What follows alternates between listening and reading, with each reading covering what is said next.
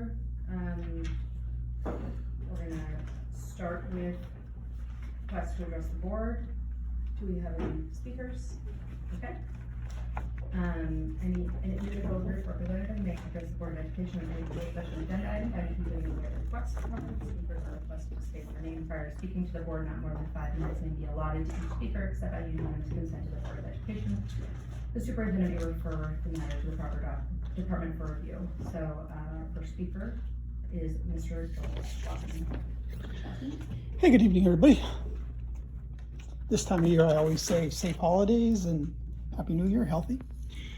Boy, I feel like I've been here before. You know, I've talked to you about prior superintendents. You know, Hill, I stood here for about 2 years and was critical of him. And finally, you saw the light and let him go. I mean, how much can you take?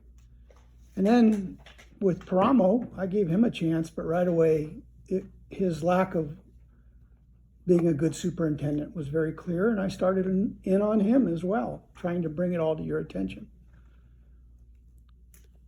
This gentleman, Mr. Macias, may have been a wonderful principal, and he's put out a campaign to convince us that he's a good guy too.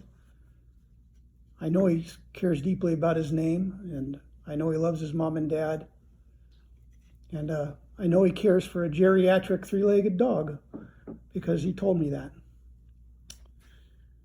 But he is not a capable superintendent. And before I forget, I don't want to stand here and just be critical of, I want to offer a solution.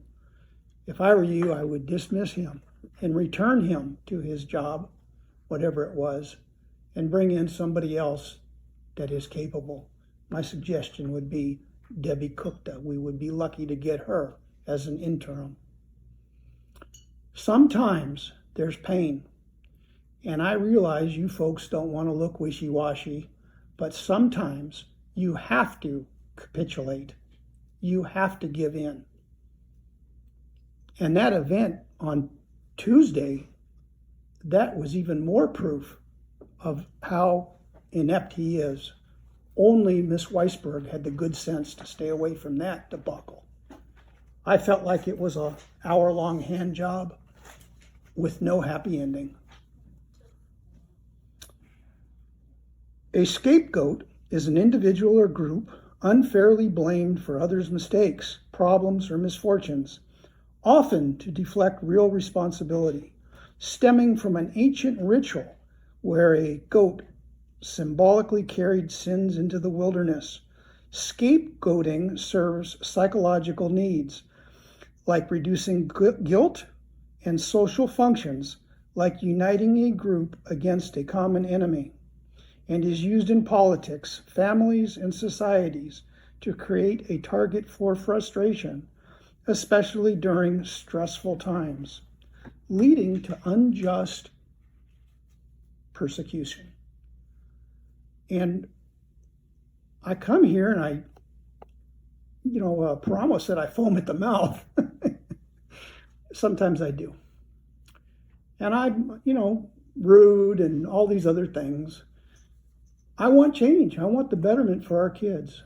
And what I see in the future is this debacle that we're here tonight talking about, costing us millions and millions of dollars. It is unjust. I can tell you, this gentleman sitting over here had nothing to do with Tabit and her fiasco. It would be my bet that he was doing his job and did what was right. And that ties into this scapegoat and looking for somebody to get rid of.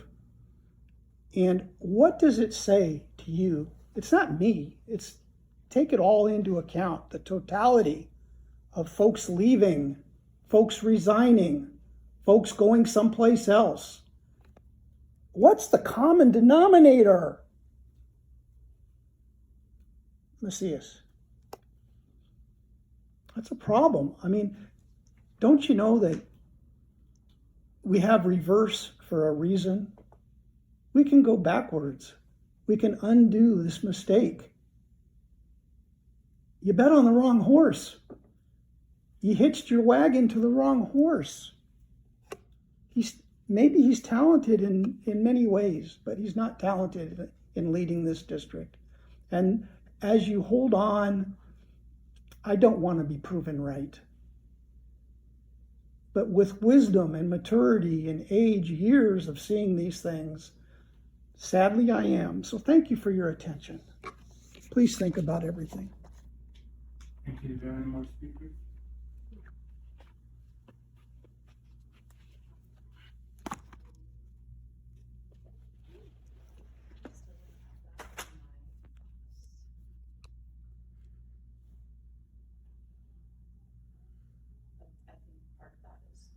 I can't hear you. Thank you. It was time, Dr. Macias, but I'm still awaiting something for the meeting logistics, Mr. Schlossman.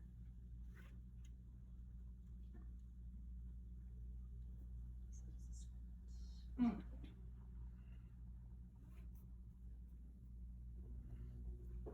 are we waiting?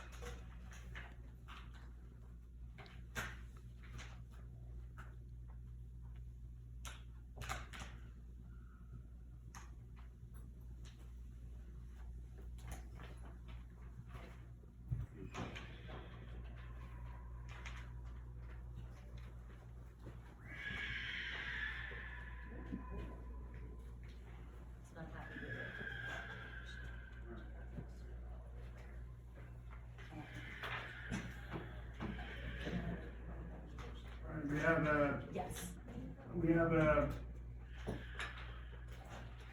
public employee discipline dismissal release government code section 54957, chief administrative officer Mr. Andrew Cantwell. Just a point of clarification. I know we're still waiting on, and the solicitor's calling me. Just wanted to make sure that we can continue when she does get here.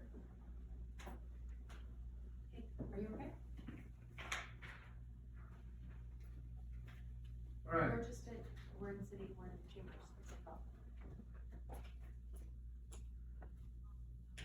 Oh, no, okay. No. Okay, no worries, okay. She has a broken foot, so she's making her way up here slowly, but she will Oh, be up. no. Go ahead and describe your phone.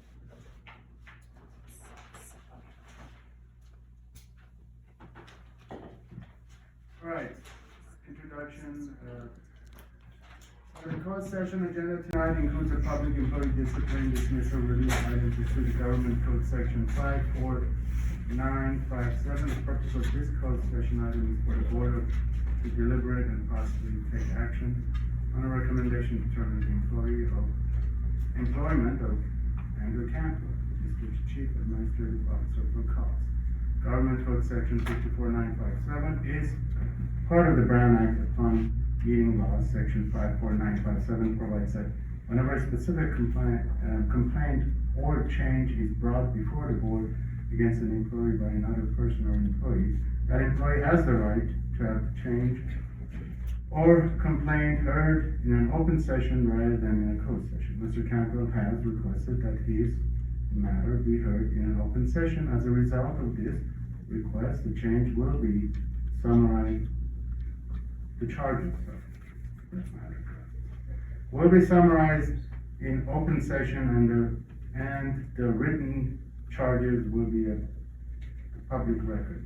At this open session, Mr. Cantwell will have the right to make any statements or provide any documents or information which he believes are relevant to the decision that the board may make today. This is not a formal evidentiary hearing at which evidence is taken or where witnesses testify under oath. Rather, the board will hear the charges and any response by Mr. Cantwell. Then the board will go into closed session to deliberate and possibly take action. I'm so sorry, everyone. There we go. Thanks.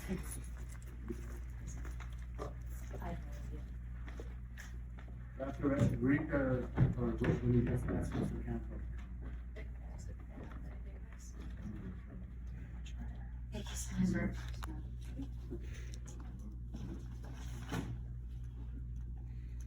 Trevor, does he read the whole thing?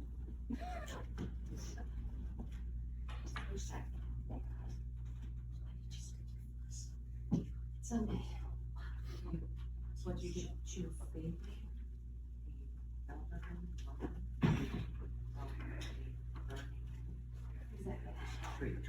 Oh,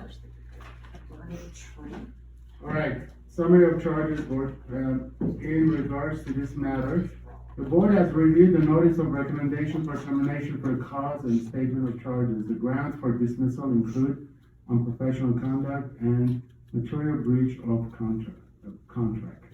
A complete statement of the facts, evidence, and exhibits supporting the charges are contained in the notice of recommendation for termination for cause and statement of charges. A summary of the facts supporting the charges include: on around October 6, 2022, you, Mr. Cantwell, began employment at the district as Assistant Superintendent of Administrative Services.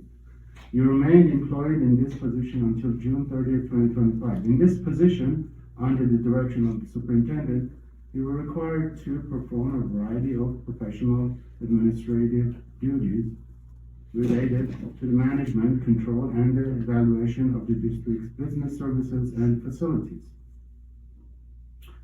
service departments, ensuring compliance with district policies and state and federal laws and regulations, supervising and evaluating the performance of assigned staff. On or around May 1st, 2025, you were employed by contract pursuant of Education Code Section 35131 in the position of Chief Administrative Officer effective July 1, 2025. Failure to comply with the statutory requirements regarding the Measure ABC Bond Oversight Committee. The district placed a local general obligation bond measure on the ballot for the November 4, 2024 election, which was approved by the voters.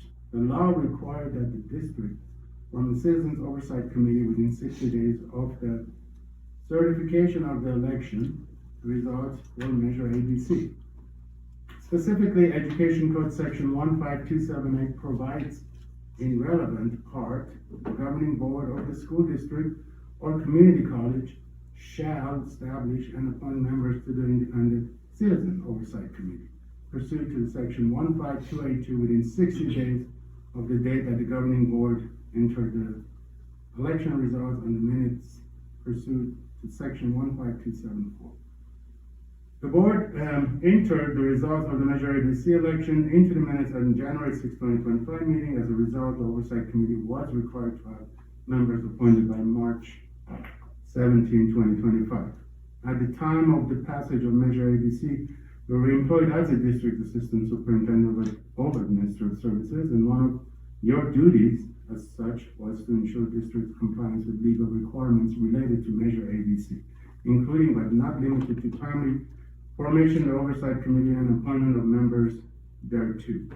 You are aware of the Oversight Committee formation requirement timelines and your duty to ensure timely formation and appointment of the members. For example, at the board's January 16, 2025 meeting, you presented an agenda item for the board's creation of the Oversight Committee and subsequent appointment of members, especially your memorandum to the board regarding the item provided in relevant part. Pursuant to state law, the district is required to establish and appoint a Citizens Oversight Committee to review bond expenditures for the purposes of ensuring that the Measure ABC funds are spent on voter-approved projects. The resolution approves bylaws that will govern the administration of the committee. Committee members are expected to be appointed by the board at a public meeting upon recommendation of the superintendent within 60 days. District staff will commence the notice of recruitment period following adoption of this resolution. At a February 5, 2025 meeting of the district's then existing oversight committee for a prior bond measure, you again acknowledge the district's need to ensure a new oversight committee for the Measure ABC, and included any member of the existing committee could apply for the new committee. Nevertheless, inexplicably, the March 17, 2025 deadline for appointment of members to the Oversight Committee came and went with little, if any, progress. On March 24, 2025, Crystal Kozakos, did I say that right?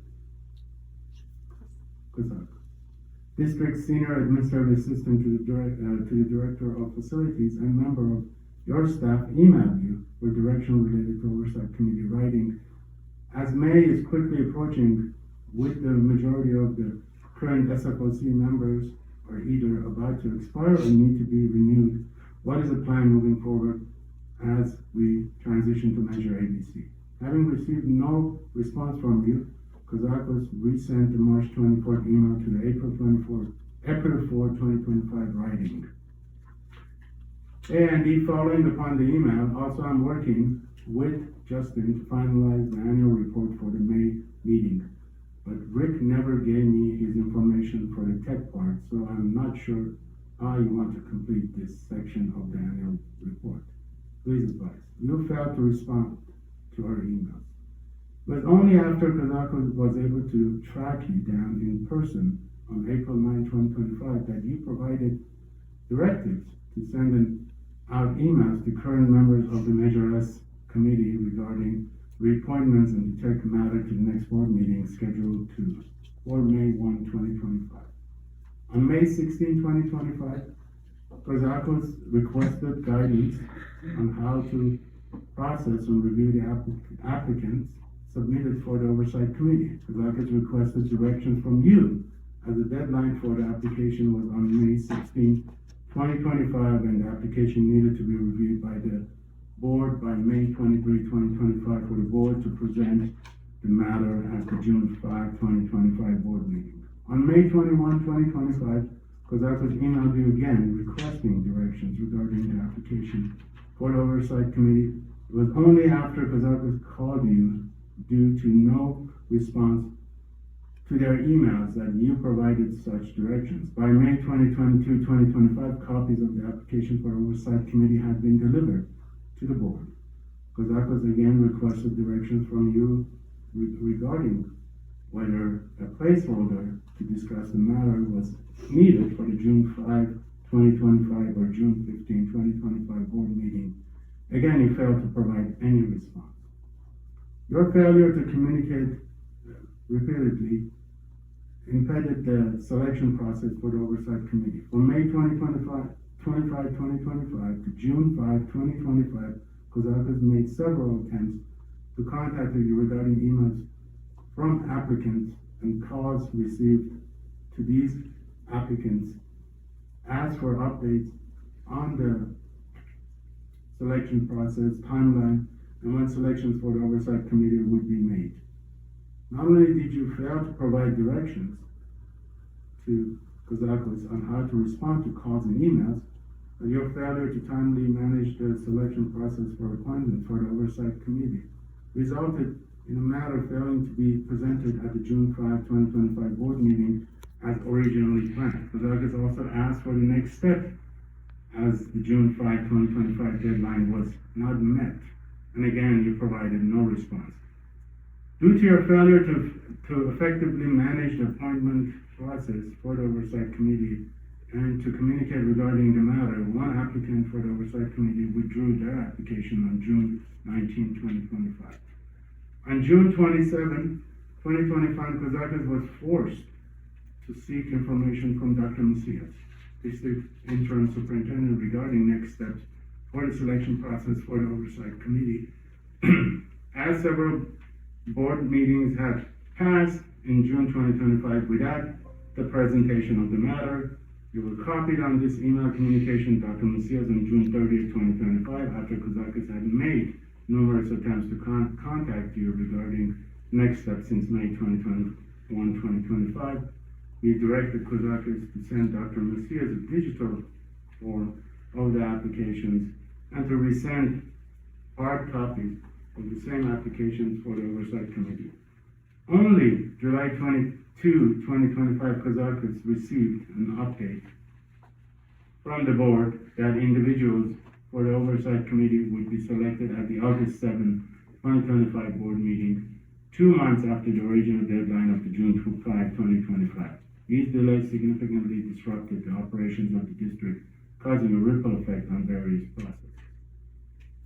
Due to your persistent failure to lead, manage, and communicate, the Oversight Committee members were not appointed within the 60 days deadline, and it was delayed by another 6 months. This failure to act resulted in a violation of state statutory obligation, exposed the district to fiduciary risks, and undermined public confidence in the stewardship of bond funds by the district.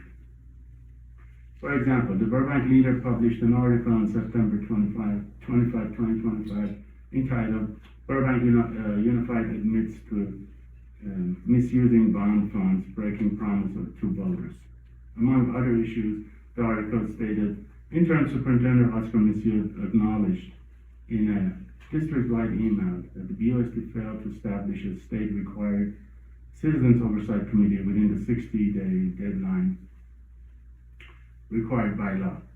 By the time the committee was appointed at the September 18 meeting, the board had already approved roughly $30 million in Measure ABC spending. As stated within your job duties as a CAO, you were required to oversee, supervise, and monitor the bond program, including supervising staff within your department. Despite your clear duty and its legal and operational importance, you failed to take action or ensure your staff took appropriate action to have timely member appointments to the Oversight Committee. You also failed to take any responsibility. In an August 7, 2025 email to Dr. Macias regarding the Oversight Committee, you wrote in relevant part, "To the best of my knowledge, the SFOC copy left in your court on June 30th. Other significant failure to perform. You have also failed to perform other material requirements of your job, including failure to provide adequate supervision, direction, information, and guidance to your staff and colleagues. These failures include, but are necessarily limited to, the following. You failed to ensure that the critical expenditure reports required by law were submitted to the board for review and approval. Especially, it was discovered that the expenditure reports were not submitted by the board to the board for almost a year, from July 2024 to April 2025, representing expenditures of public funds in the amount of approximately $82 million. In a consistent pattern, you deflected responsibility and accountability for this material failure and blamed the former employee. However, it was your responsibility as CDO to know that this action was required and to ensure that it occurred regardless of changes in staffing. This was yet another problem within your job as a CDO or CAO that brought public disrepute.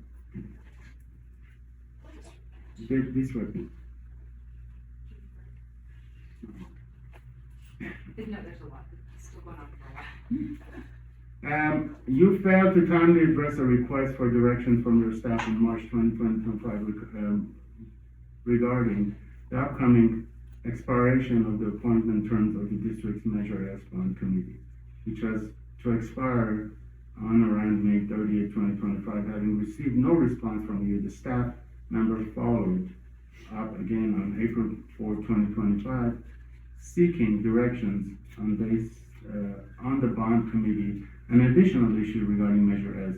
Again, you failed to timely address the staff member's question. You failed to demonstrate appropriate supervision and leadership regarding the handling of significant Public Record Act requests submitted to the district by local media. For example, in an August 9, 2025 email to several board members, you defended yourself and cast blame on the board, other cabinet members, and subordinate staff for delays in response to the Public Record Act requests submitted to the district. You failed to provide appropriate supervision and oversight of your staff with regard to the emergency district expenditures and documentation regarding repairs made allegedly in response to the wind damage to the district facilities in June 2025. The district sought reimbursement for these expenditures for the Federal Emergency Management Agency. However, the documentation submitted for the reimbursement request was inadequate, resulting in detailed requests for information and documentation from FEMA to the district. District staff charged with responding to the FEMA's request has been unable to timely and adequately do so due to failure by the Facilities Department under your supervision, oversight, and direction to sufficiently document and retain appropriate records of the expenditures. In short, your actions, omissions, and communication as the district and as to the districts have been substantially focused on attempting to mask your own performance deficiencies by identifying perceived job performances deficiencies by other district employees, and intentionally and destructively trying to weave the narrative of you as victim in subversive plan and strategy to obfuscate and hide the real facts. We have been unprofessional in the performance by your job duties and breached your agreement with the district. All right, I'm going to end this over because I'm getting Where is your, here, failure to commit.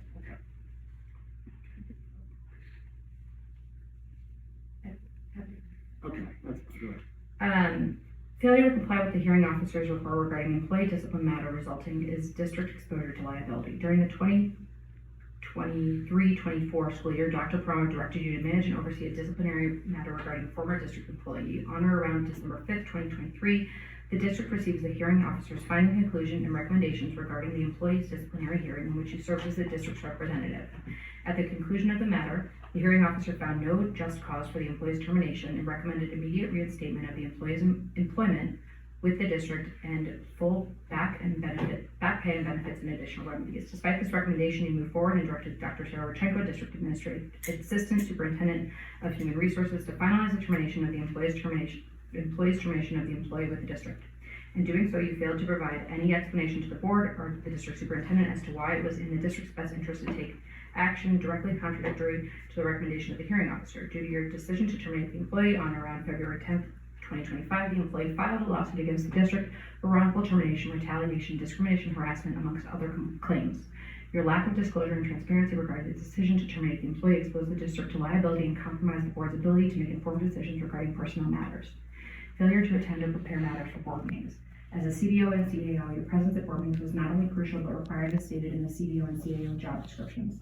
Even if you did not attend a board meeting due to an approved or otherwise permitted leave as CDO and CAO, you had a duty to ensure that board meeting items within your job duties were appropriately prepared and presented by members of your staff or the superintendent.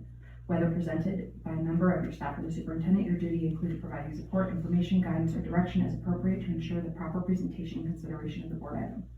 Despite this job requirement, you failed to attend district board meetings on June 11th, August 7th, August 12th, August 21st, 2025.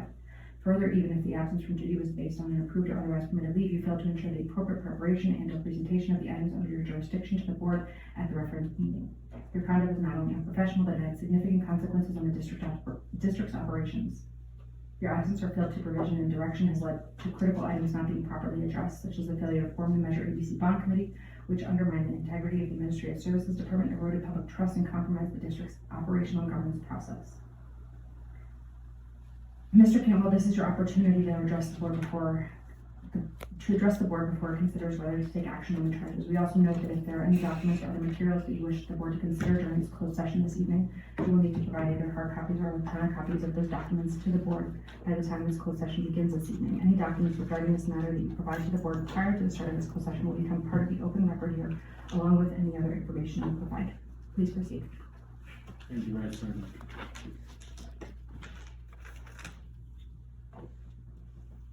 Board President, County and board members.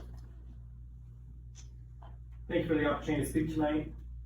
I appear before you to respond to the statement of charges, and just as importantly, to ensure that the administrative record reflects what actually occurred. I wanted to begin with a simple factual point. In 3 years of this district, I was never evaluated, never warned, never placed on a performance plan, and never disciplined. To the contrary, I was promoted to Chief Administrative Officer in May of this year, just 4 months before being placed on administrative leave, and receiving consistently positive feedback from each superintendent I served and from members of this board, including text messages from Member Weisberg, such as BUSD would be a dumpster fire without you. That record matters, because what is before you tonight is not about performance. It's about retaliation. The sequence of events is undisputed. I reported illegal activity involving senior leadership.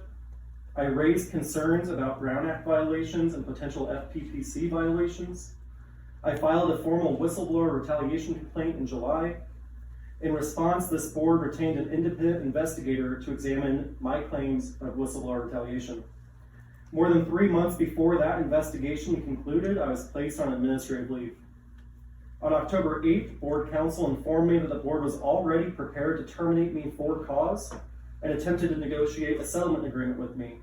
This was long before any statement of charges had been issued and before I was ever asked a single question.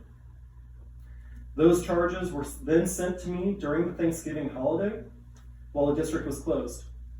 No reasonable observer could look at that timeline and conclude this process was impartial or free from retaliatory motive. Even setting retaliation aside, this process itself has been deeply flawed.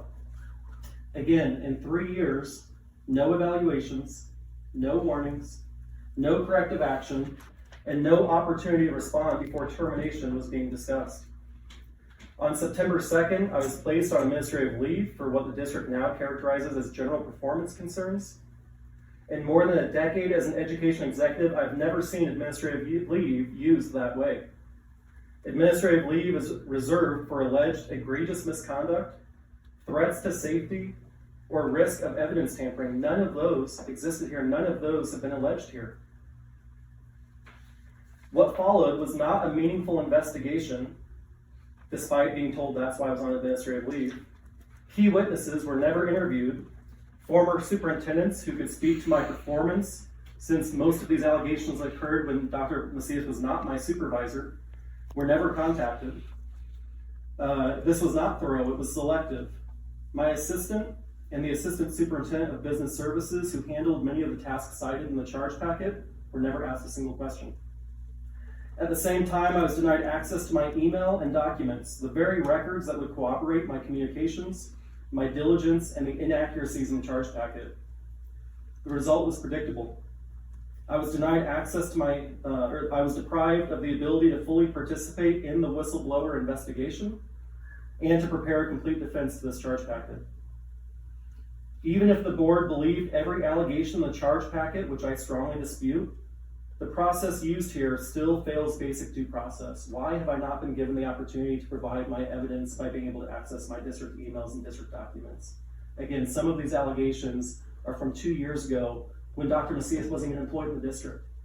He does not know the conversations that took place and the direction I received from Dr. Brownwell. I have emails, I've requested through Mr. Sims the ability to put forward all the evidence in my case, and I've been denied that opportunity. I also need to provide some necessary medical context. For more than a decade, I have lived with ulcerative colitis, a serious chronic autoimmune disease, fully disclosed to each of my supervisors and documented with human resources. In recent months, this has meant multiple urgent care visits and an emergency hospitalization just weeks ago. When I am ill, recovery takes longer. Stress and lack of sleep significantly increase the risk of a colitis flare, or serious complications from infection that my compromised immune system cannot fight. Throughout June, July, and August, I properly reported my absences, used my leave lawfully, provided medical documentation when it was required, and several of the alleged performance issues occurred during periods when I was on approved vacation or documented medical leave. Using protected medical leave as a basis for discipline is not only unfair, it is unlawful. The district's recent disciplinary decisions have a troubling pattern. Employees directly involved in the largest fraud scandal in recent district history have been promoted. Individuals who ignored emails, withheld information, or contributed to delays face no consequences. This pattern raised serious questions about consistency and fairness, yet I, who reported illegal activity, documented concerns, and followed the law, am the one now facing termination. These are administrative disputes. It's not employee misconduct. The charges against me fall into a few clear categories: tasks that were affected by conflicting board direction or superintendent decisions, legacy processes that predated my tenure, matters occurring while I was on an approved leave, responsibilities outside my job description, and actions taken or directed by the board itself. None of these constitute unprofessional conduct. None rise to the level of cause. And none were ever raised with me as concerns until after I engaged in protected activity. I deliberately am not walking through each allegation tonight because my 21-page written response and 220 pages of exhibits, which you received on December 10th, already did so, in summary on page 2, and fully refuted with evidence in part 2 of my response. I do have an additional set. Again, I provided this to you electronically on the 10th. I provided you hard copies that were overnighted that were received by the district on the 11th, and here's one more set to ensure it's part of the record.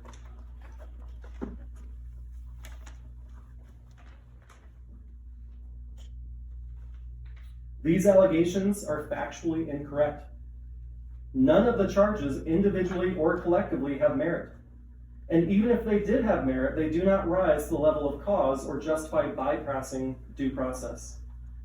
If these were genuine performance issues, they would have been addressed through evaluation, coaching, and clear expectations, not an immediate termination for cause. My record speaks for itself, which again I included in the packet you received last week, including letters of recommendation from former superintendent, assistant superintendent, directors, a board member, written praise from supervisors and board members, including texts from Dr. Karamo, such as "I can't do this job without you, I need you." A promotion just months before these charges. A personnel file, again, with no discipline, no warnings, and no negative evaluations. That record cannot be reconciled with narrative in the statement of charges. One reflects reality, the other does not. I want to say this carefully and respectfully. Over the past several months, the district has experienced an unprecedented loss of senior leadership across human resources, business services, facilities, payroll, purchasing, other core functions. And I'm told that more resignations were submitted this week and are on the immediate horizon.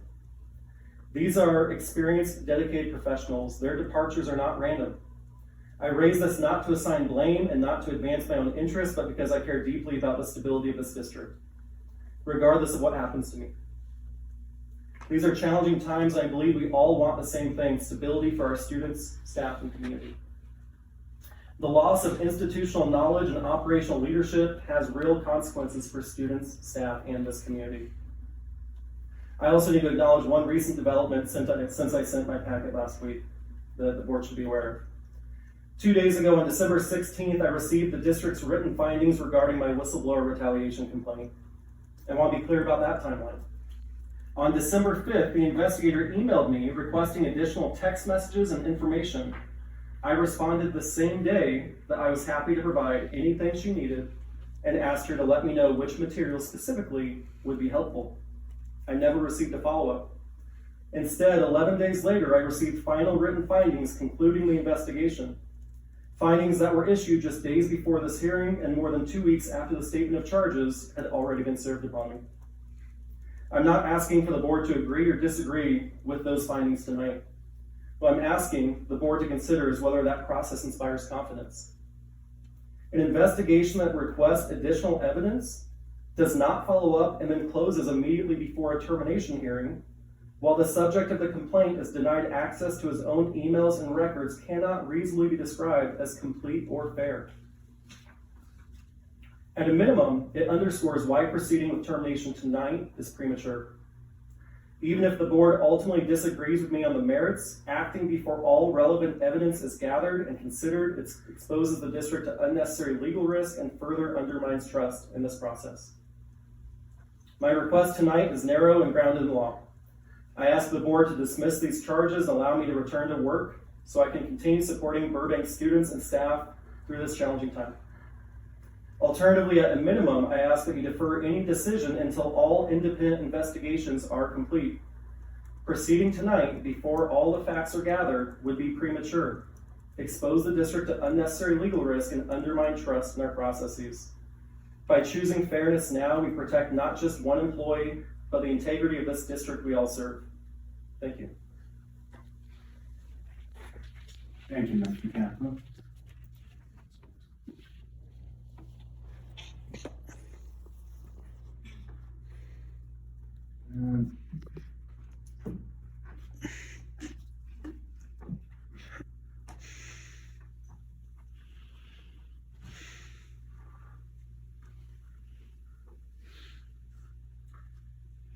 Do you have anything else to add?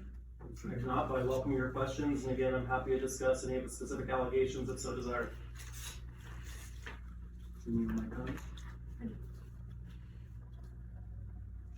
All right, thank you for your providing the board with the information. The board will now go into closed session to deliberate regarding the charges.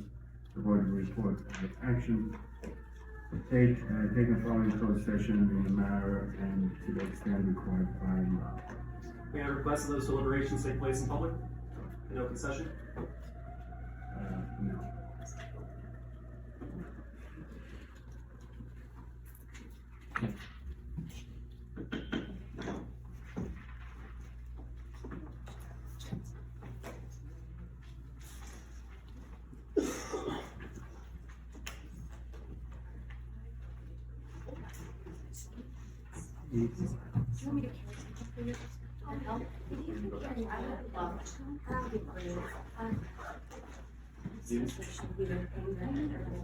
Just people hanging out in the parking lot.